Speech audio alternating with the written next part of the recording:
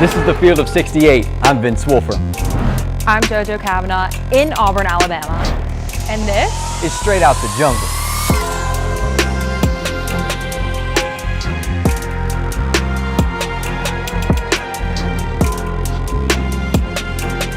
Welcome back to Straight Out the Jungle. My name is Vince Wolfram. And I'm Jojo Cavanagh. And today in Rupp Arena, the first round of the big dance. The NCAA Tournament began here, and it began with number 1 Auburn beating number 16 Alabama State 83-63 in the gym that Auburn made history in earlier this season. Electric atmosphere because the game before was the Louisville Cardinals, just an hour 15 down the road from Rupp Arena in Lexington. So that brought a lot of energy, I think, towards the start of this game. But what brought the energy for Auburn, Jojo, was Miles Kelly. Just period, end of sentence. He was the first half for Auburn and got him off to a pretty fast start. Miles Kelly in Rupp Arena is probably one of my favorite. It's like Carmelo Anthony in Madison Square Garden. For me, it's just like this season, it's turning out Miles Kelly in Rupp Arena. He said he loves those rims. He loves when he saw it was Auburn was playing in Lexington, his eyes lit up, which correctly so. And he had 30 points last time in Rupp Arena. He had 15 points in the first half, ended up having 23. He was at one point in the beginning 4 for 4 from 3. He was just Auburn's offense in the first half, and especially when Alabama State, we'll talk about, goes on that run and they kind of come within one, and Auburn starts panicking. People start panicking. The ball was in Miles Kelly's hands. Like he said, he saw the rims. He knew it was going in. It was Miles Kelly in Rupp Arena. Yeah, and you knew it was going to be danger if Miles Kelly got going early, and literally the first 3 of the game for Auburn came from Miles, and just later, he felt like he was pouring it on and on and on and on. Bruce Pearl said in his post-game press conference, Miles taking those shots, everybody in the building knows that he's going to shoot them, and majority of them know that he's going to make it.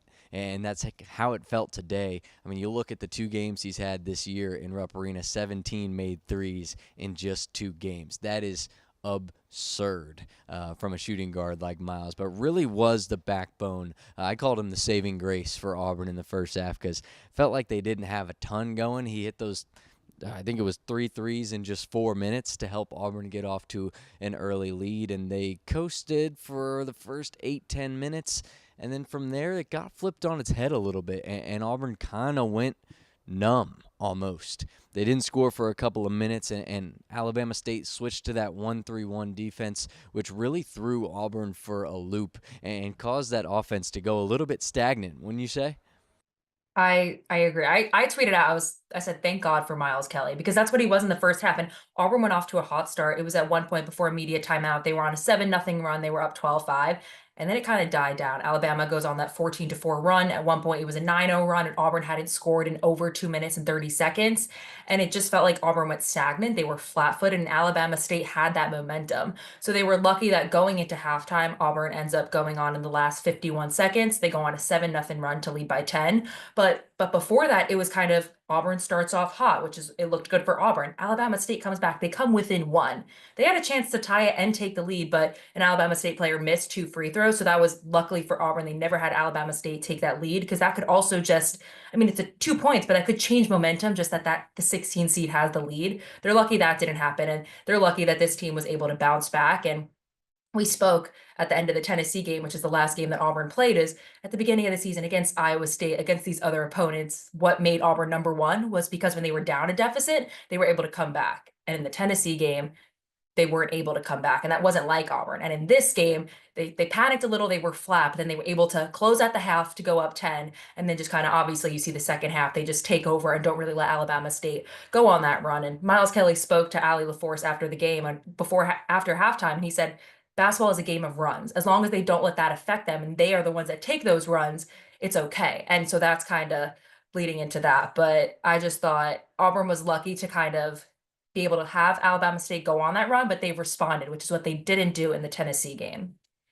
Yeah, and I thought the first half was even just a little deeper than the game of runs. It was a refreshing thing for Auburn in the majority because you saw guys that hadn't been statistically dominant, that had been previously in the year, in these last couple of games, guys that had struggled sort of come back to life a little bit. We'll start with Chaney Johnson. There was a point in the first half he went on a little 6-0 Chaney Johnson run, and looking at his last couple of games, he hadn't even scored 6 points in over 3 weeks, ever since he had 13 against Ole Miss. So this was sort of a comeback breakout game, if you will, for Chaney Johnson, kind of breaking the spell that he had been in over the last couple of weeks and finding him in the middle of that, in that 1-3-1 and letting him work. He was the perfect piece to help crack that, not only towards the end of that first half, but also in the second half too, when Alabama State did go to that 1-3-1 zone. They got the ball into Chaney in the middle, and he caused some trouble because he's the perfect guy for that spot. He can catch it. He's has a nice, like, smooth jumper, has soft touch from like that 15 feet and in range.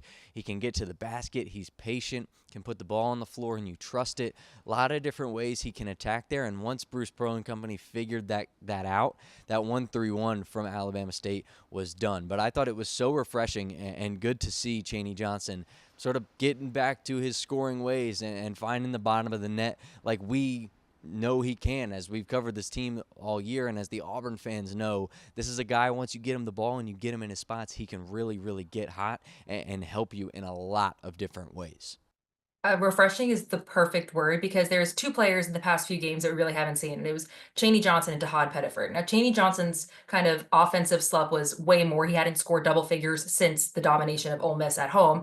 Tahad really was just the SEC tournament. We didn't see the Tahad we usually saw. I'll get to Tahad in a minute, but Chaney Johnson, 13 points. He had 7 points in the first half. You mentioned that 6-0 run. It was so refreshing to see Chaney Johnson have the ball and score. I kept seeing, like, all over Twitter, people were kind of, where is Chaney Johnson? Where was this guy that had double figures for multiple games coming off the bench? And just, I always talked about it, one of my favorite players to watch, and I wanted him to regain that confidence. And I'm so glad it happened in the first game of this tournament, and hopefully we just continue to see that, because there was just multiple points where Auburn, he missed a shot, he rebounded, he had the jumper. We get that Chaney Johnson jumper back that I always talked about. It was finally prevalent in this game, and just seeing him have 7 points in the first half and go on the Chaney Johnson run like we saw in the Vanderbilt game when he had that huge run. Now we saw it in this game, especially when Auburn needed it in the first half, when Alabama State was attacking and coming on that front. So that was really good to see kind of Chaney Johnson step up, and then Tahad Pettiford too, to have 16 points after 5 points against Ole Miss, and then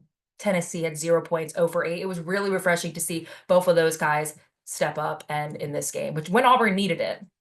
Yeah, let's dive in a little more. We did Chaney Johnson. Let's look at Tahad in the first half. He had 3 threes that didn't go down in the first half, and you could tell he was pushing to try to get going, and that's a good thing, I think, when you can see a guy that's just trying to turn the lights on. He's trying to get it going. He needs to see the ball go through the net. He missed a couple of those early, and you thought, uh-oh, maybe he's still a little bit in that valley, but he had the one where he attacked. He drove the paint, attacked, got a bucket at the rim, and I knew from there Tahad was going to be all right. Not that I didn't know that before, but I knew it even extra after that. Getting to the cup, all he needed to do was see the ball go through the basket. That's exactly what he did. In the first half, he had 7 points, a couple of rebounds as well, and in the game as a whole, I thought the most impressive thing from Tahad was the fact that he had 5 rebounds and 5 assists on the game. Games we've seen him struggle to score the ball, he's been able to unlock other parts of his game. And today it was almost like those other parts had been unlocked, and now he re-unlocked the scoring piece and was able to utilize all of it. Go get rebounds. Go get long rebounds. Alabama State shot a lot of threes, and they didn't shoot it at a super high clip today.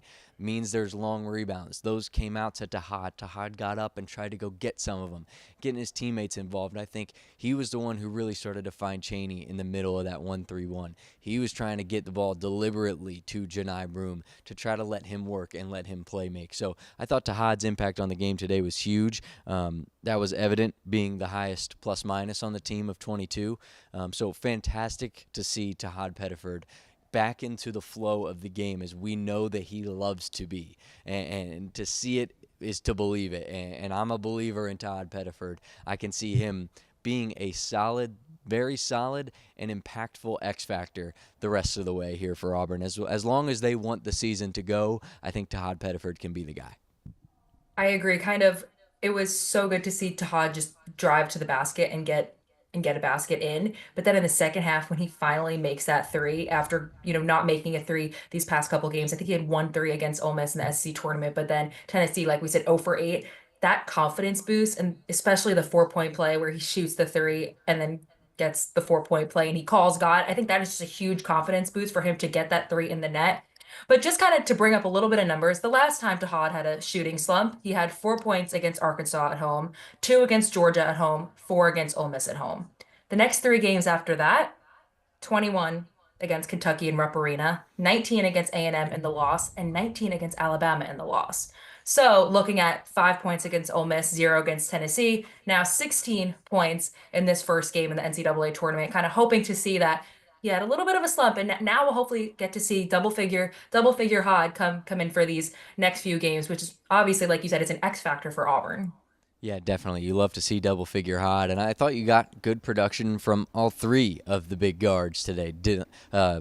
Not Dylan Cardwell. He was a big guard, yes, but Denver Jones, Miles Kelly, and Todd Pettiford. It was good to see all those dudes get after it in this game. Alabama State is a very much a guard-led team on lots of levels, a lot of smaller guards that knew how to attack and knew how to be physical, and Auburn's guards just kind of adapted. I thought that little point where Alabama State came back was a point where the Auburn guards kind of laid off a little bit, and they realized it, and they tried to snap back into shape.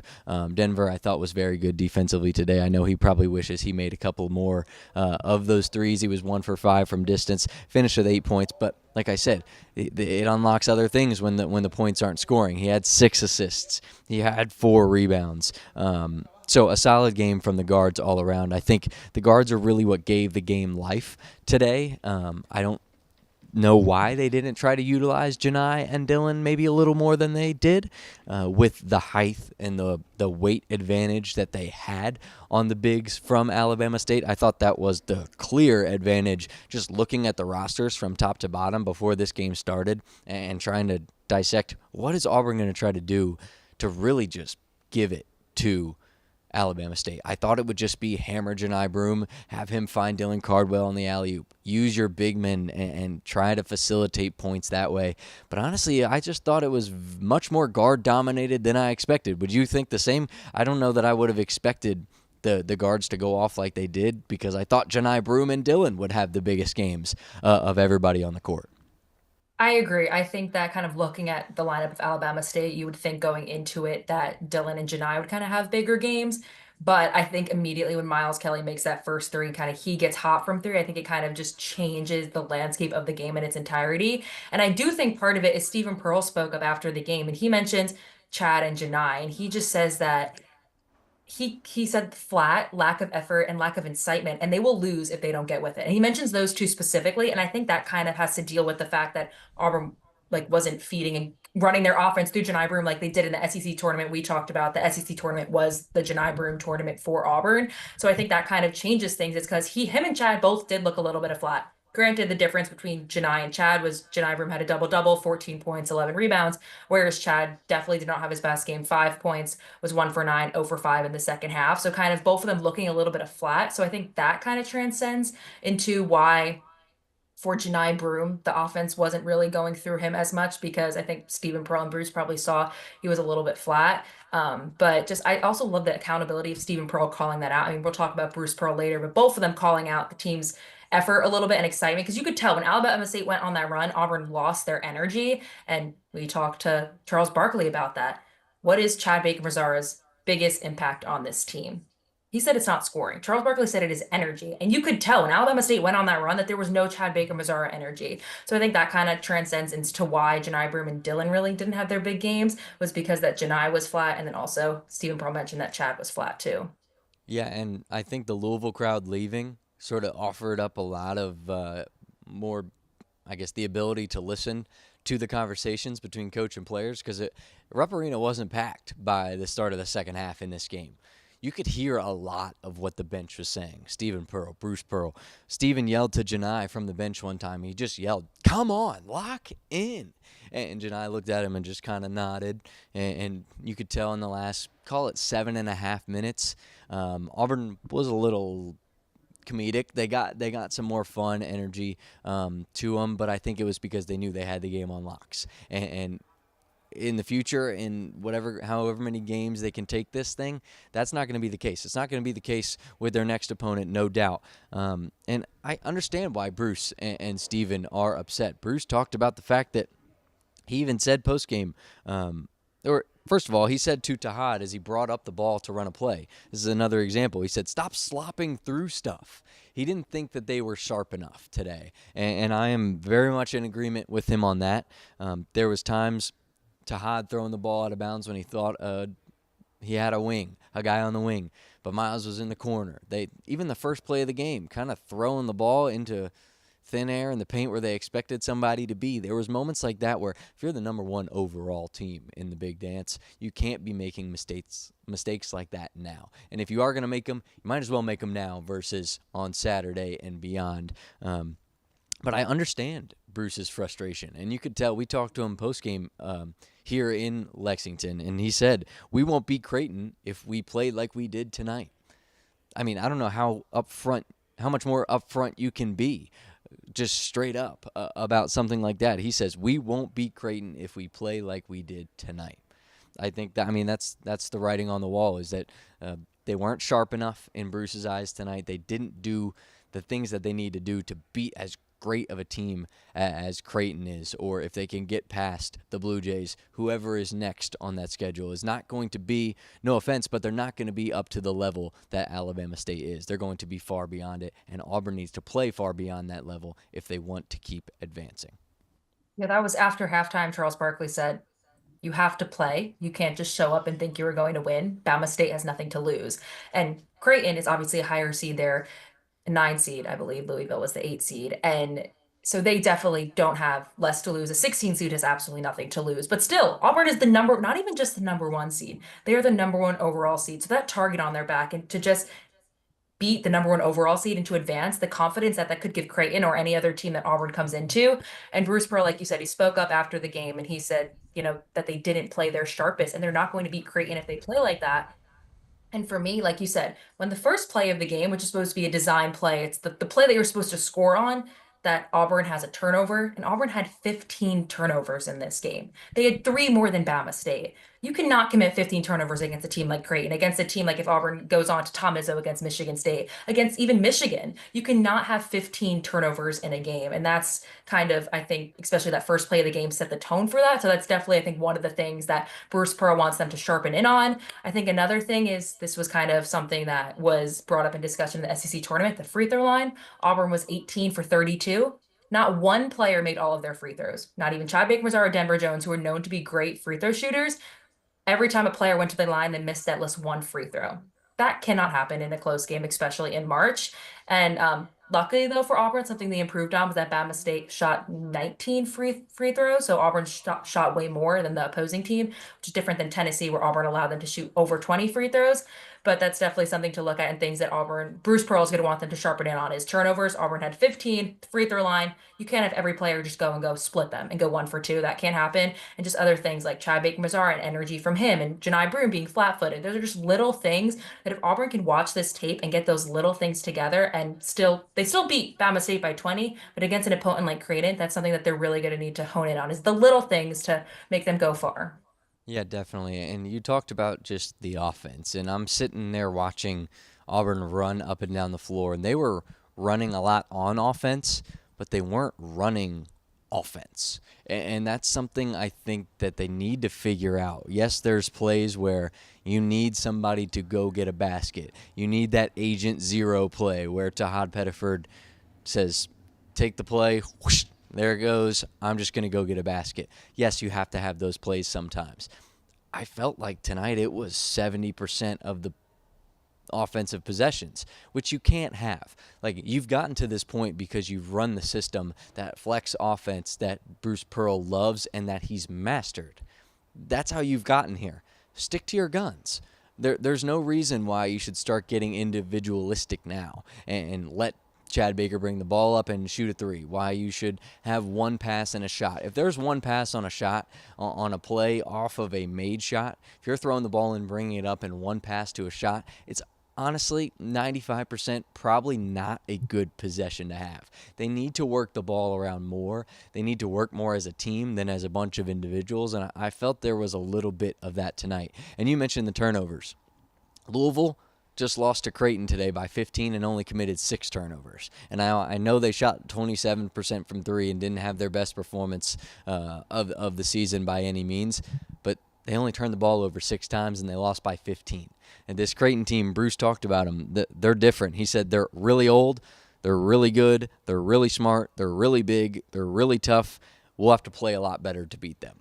I think that's the simplest way that you can sort of tie a bow on Creighton. If you want to undo it, you got to beat them, and you have to out-tough them, something Auburn hasn't done to a team, in my opinion, in a couple of weeks since maybe that Kentucky game. Realistically, they need to figure that out because, like Bruce said, I think a key aspect is both these teams are older rosters.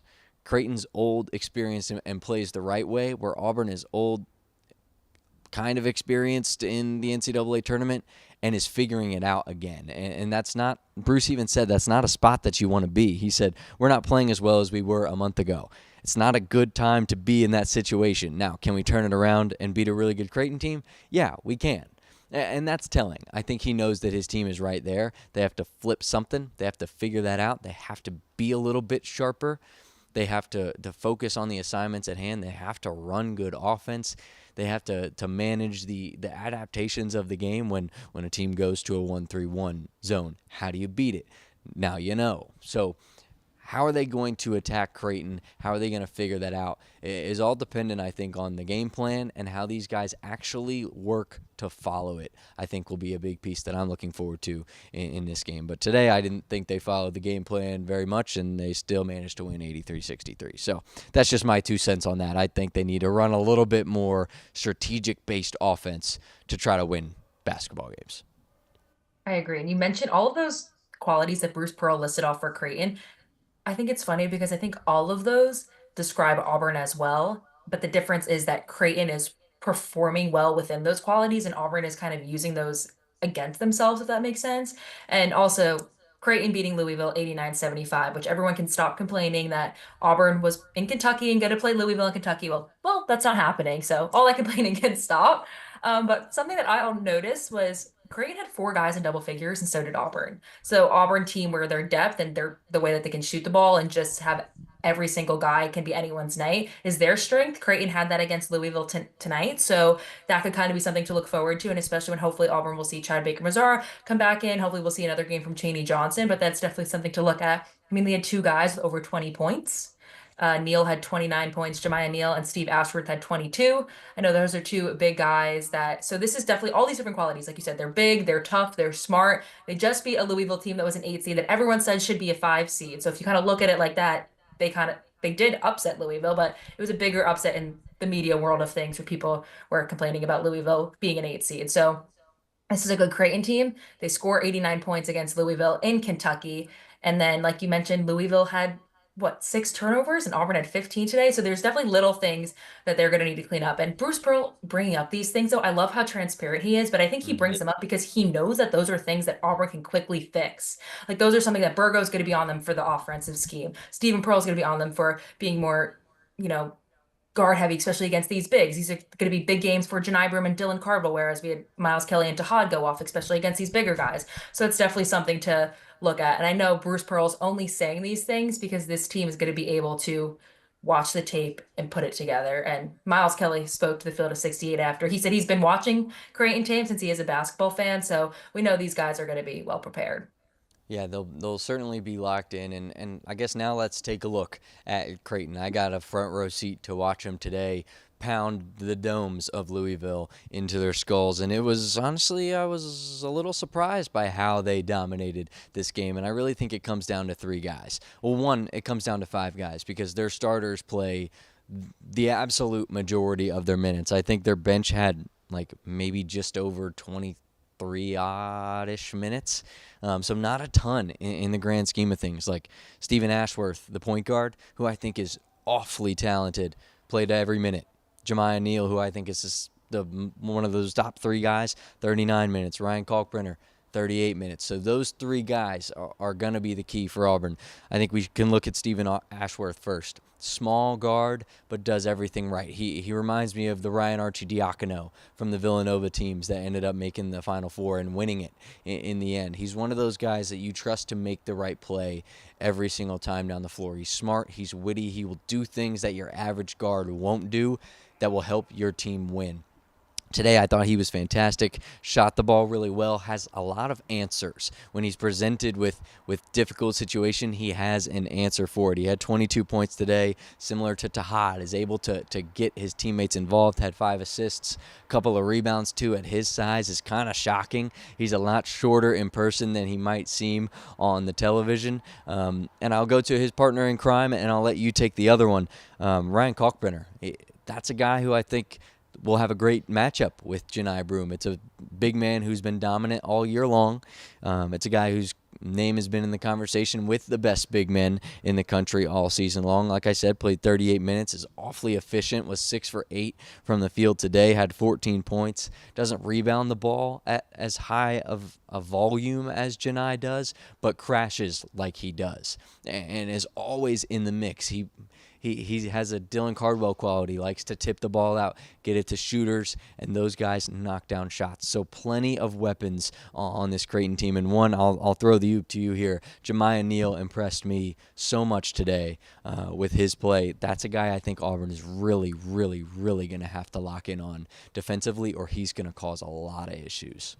Yeah, 29 points against Louisville in Kentucky. He was 11 of 16 from the floor. He had 2 threes, so a big guy shooting threes, 5-9 from the free throw line. He had 12 rebounds. All of those were defensive rebounds. I mean, he's aggressive. He's a monster. I mean, I was watching this game beforehand, and it was just kind of, you know, I prep watch these games. The SEC was a lot easier to prepare for because it was a conference we've been watching all season. So in March, you're kind of watching these games quickly and you're looking at past scores and you're just kind of getting a little bit of a glimpse of these players. But just from watching this game strictly, this guy is aggressive. He's going to give Johni Broome problems. He's going to give Dylan Cardwell problems. So I think the biggest thing is Chaney Johnson. He's going to need to have another big game because who knows, especially with big guys like this. I'm not hoping for it, but there could be, Dylan Cardwell in foul trouble. Chaney Johnson could be in foul trouble. And Jemiah Neal he's a monster. He's the real deal.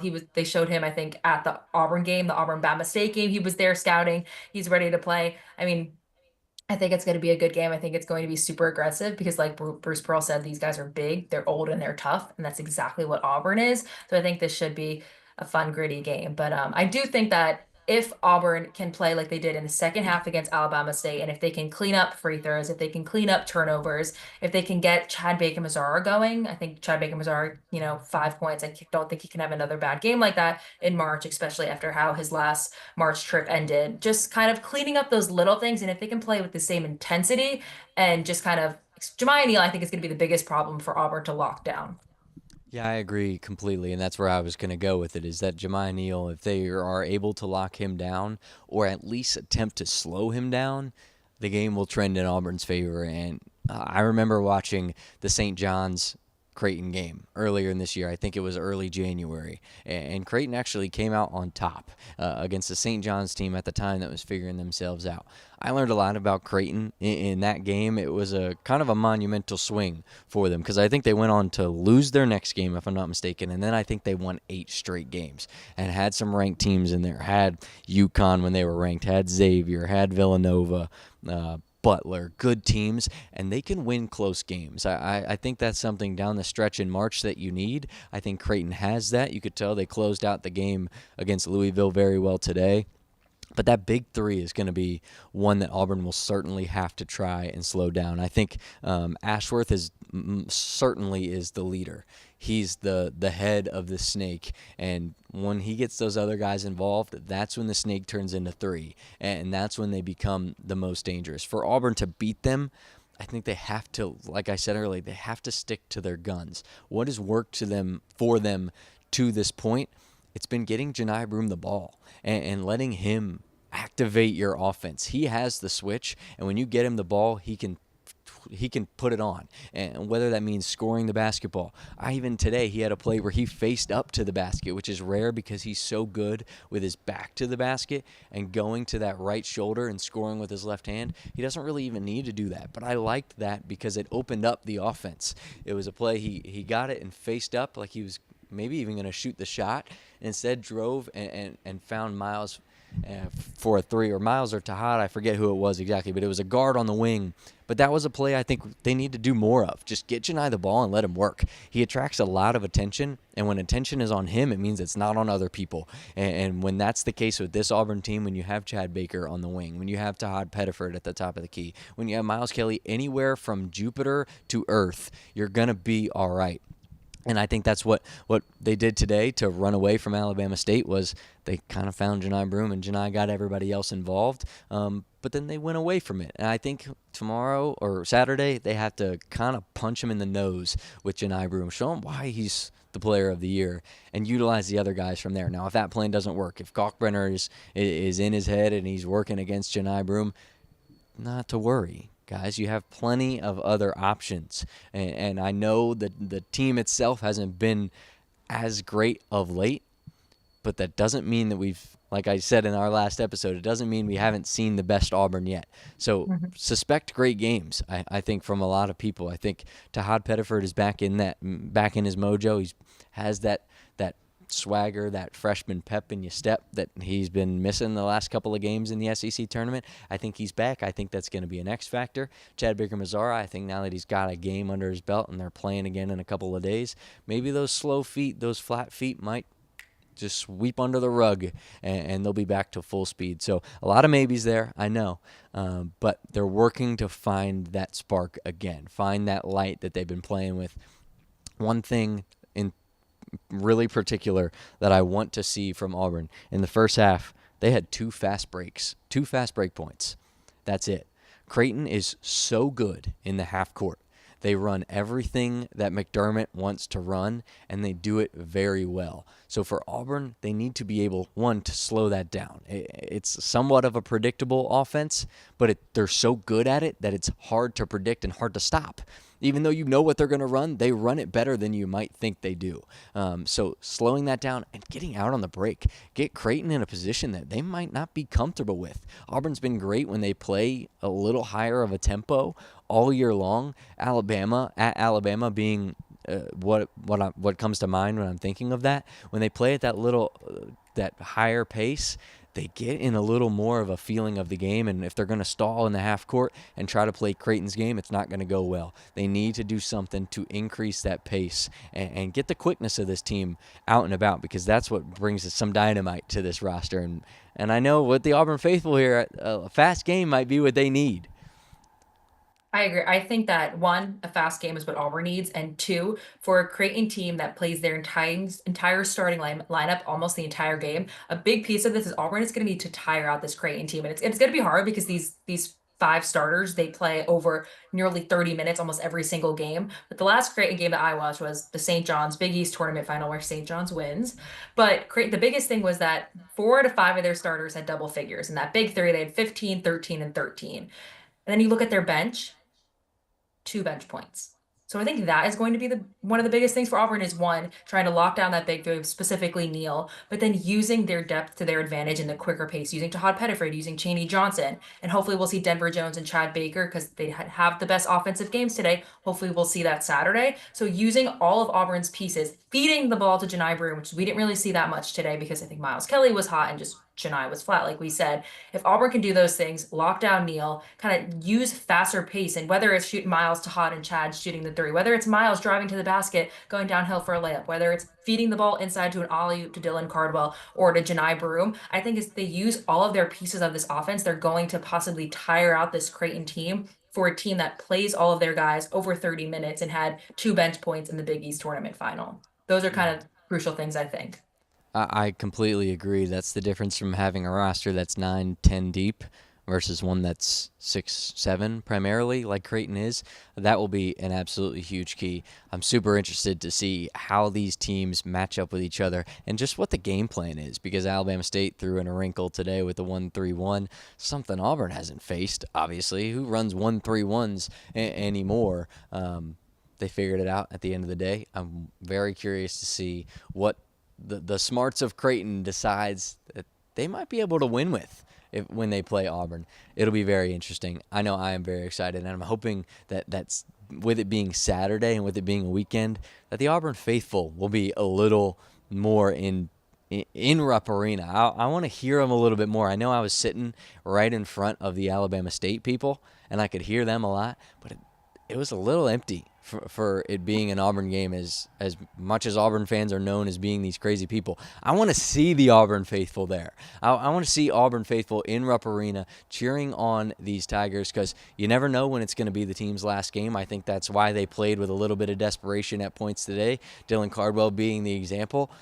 I think they need a little bit of that. I think they might need that extra little just push in the back from the Auburn faithful to help lift them over a very old, very good, very tough, very smart, whatever other adjectives Bruce Pearl came up with, that in a Creighton team. Yeah, I'm kind of sad. The Auburn family. Hopefully, it's maybe because everyone's working, even though John Fanta That's said what I he think. With it shouldn't be being a working. Thursday, it's a little weird. John Fanta said he shouldn't be working these Thursday and Fridays, but hopefully it's a Saturday. Maybe I'll give time the Auburn family to travel. I will be in Auburn, so hopefully I'll be able to go to see Toomer's Corner after, and hopefully, because that means that me and you will both be in Atlanta, I'll finally be able to be on the road with you, which I don't think we've had yet. So No. hopefully Auburn can beat this tough, old, smart, old Creighton team, then we'll be able to be in Atlanta. But I think this means it's toast time. It is toast time. I actually have two to start off the day. The first one, you kind of alluded to it a little bit there. I was going to actually use John Fanta's quote, but specifically the part about if you're not taking work off on Thursday or Friday, you're an idiot. That's what John Fanta said, not me. He said, if you're in Louisville and you're doing anything else that day, leave work. Leave it behind. This is the best day of the year, people. You got to get it in your heads. If he's not going to do it, I'm going to do it. We need you off work, Auburn faithful. We need you in Rupp Arena on Saturday. This team needs you. I want to hear it. I want that kind of atmosphere. I'm living for it. My second one, Bruce Pearl talking about Chaney Johnson today in his press conference. Like, you could put this in a Lil Wayne song and it would fit right in. It is a bar. He said Chaney Johnson can call God whenever he wants to. They have got a direct connection. That guy loves the Lord. How about that one? I just thought that was the coolest thing. It was right off the dome, and he kind of smiled like he knew he did something too. I was like, yeah, BP. Yep, that was a good one. And Chaney Johnson, he does. He can call him whenever he needs. Come on. Come on. This is March Madness. We're off to a fiery start here in Lexington. Jojo Cavanagh, your toast of the day. I have two. Come First, on. I'm hoping I can toast to this again on Saturday, but right now I'm going to toast to the rims in Rupp Arena because Miles Kelly loves them and they love him back. So True. hopefully that trend will be third time's the charm. It will continue on Saturday. And then my second toast is not Auburn. It has to go to Amir R. Khan and McNeese State. Will Wade winning over his school, Clemson. Not only just winning, but everyone, I think I was watching the Auburn game, and when you see the little scores in the corner, I think everyone went, huh? When it was, I think Clemson had 13 points at halftime for the 5 seed compared to the 12. So Clemson eventually does have that comeback in the second half, but for McNeese State to be dominating them in that first half and just winning, Will Wade over his old school, I think if they play the way they did and they don't let Purdue come back in the second half, they have a chance to beat Purdue if they play like they did in that first half throughout the entire game. So I agree. there are My upset economy. that I was going with, though, High Point. I really wish they had pulled that one off. That would Me have been a sweet too. little matchup. McNeese, High Point. Oh, come on. March, you should have given it to me. Yeah, I'm excited. I feel like that was the true upset of the day, but I feel like that was one that everyone kind of had marked down. I feel like there hasn't been like the Fairleigh Dickinson Purdue, like the massive like St. Peter's. There hasn't been that true one yet. So I'm holding with my fingers crossed to see which one it will be. I don't know, but I'm You know excited. the best. You know the best part of this, JoJo Kavanagh. What? Day's not over. The day's not over. We've got more games tonight, more games tomorrow. It's nonstop basketball, literally from the time you turn on your television to the time you hit the hay. All basketball all the time. Plenty more games, upsets, frustrations, wins, good, great, old, ugly, slow teams all over the board. Can't wait. It's going to be awesome. Great toasts. I love it. We're off to a fiery March Madness start with the toast. Good stuff. I hope we can continue. So I was like getting like realizing that when Auburn, you know, finishes their season, we're almost finished with our season too. So I'd Stop like it. to like Dylan Cardwell said, these are my brothers. I want to play with them. Well, Vince is one of my greatest friends, and I want to continue doing this. So Auburn, please win for us too. Come on, just a couple more. Like, just give us a couple. Just a couple more. Let us have a little more fun. Come on, we're having a blast. Oh God, yeah, please. You got any upsets left for today? You know what? I know for a fact I'm not picking Omaha to beat St. John's. Please. No, that better not happen. I'll tell you who I got. Okay, I tell got me. one upset. It's gonna happen late tonight. All right, I'm just painting the picture for you. Dark outside. It's nighttime. Texas Tech. I know the Red Raiders. They're usually out at night. They're usually some tough fellas. But I don't want to forget the fact that UNC Wilmington is that team for me. I think they're going to do it tonight. I think it's going to be a 14-3 upset. UNC Wilmington, and that's the team that I'm rocking with. I just have a feeling. I got something in my gut that's telling me the Seahawks, 27-7 in the CAA conference, might make some noise in the big dance. That's my team tonight. I don't know why. I just, when you get that feeling that, like, that could be the one, and no one's really talking about it, that's my one. I love it because I literally have, I'm not actually showing my bracket because I don't want to get it on. I have UNCW too. One of my best friends, she's a diver there, and I kind of felt it too. So that's kind of crazy. UNCW. I am gonna quickly go to tomorrow. I think Vanderbilt has a very good chance to upset St. Mary's. So I am Agreed. excited for that one. The SEC, I think Auburn right now is the only SEC team to have won. Texas lost. Georgia got absolutely mollywopped by Gonzaga. So I think right now Auburn is the only SEC team to have won. Texas A&M is playing right now. So is Arkansas. So hopefully Vanderbilt will be another SEC team that wins tomorrow. So I'm picking them and also UNCW tonight. Good calls. I love it. We're rocking. We're rolling. The brackets, they're not perfect, but they're close. Yeah, sure. Okay. All right. Well, some of us might be close. Others, Mom. No, I'm just kidding.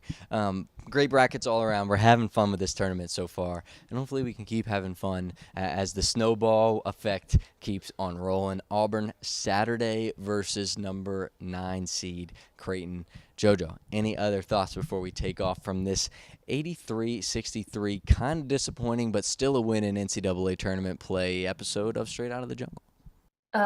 Win in advance. It wasn't the prettiest in the first half.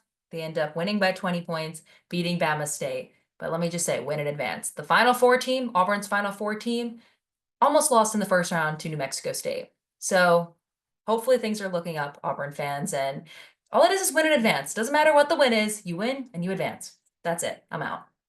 Yeah, I don't care how muddy you get when you're walking through it all, but as long as you walk out victorious, come on, the jerseys get cleaned later. That's what I'm worried about right now is Auburn's just got to keep on pushing. I don't care how you win as long as it's a W in the win column. It's a good way to sign off there.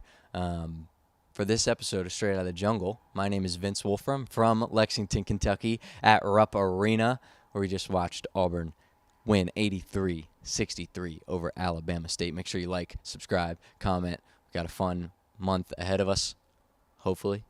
So stay tuned for more. Jojo, you got anything else before we sign off and call it an episode? Hopefully there is more, but from Auburn, Alabama, boringly. Hopefully, I will say in 2 episodes from Atlanta, hopefully. But I'm Jojo Cavanagh. I love the word boringly. That's going to be my new favorite I don't even word. know if that is a word. Is it? It is now, Sorry. Jojo Cavanagh. It is now. Yep. I hope All it right, is. people. War Eagle. War Eagle.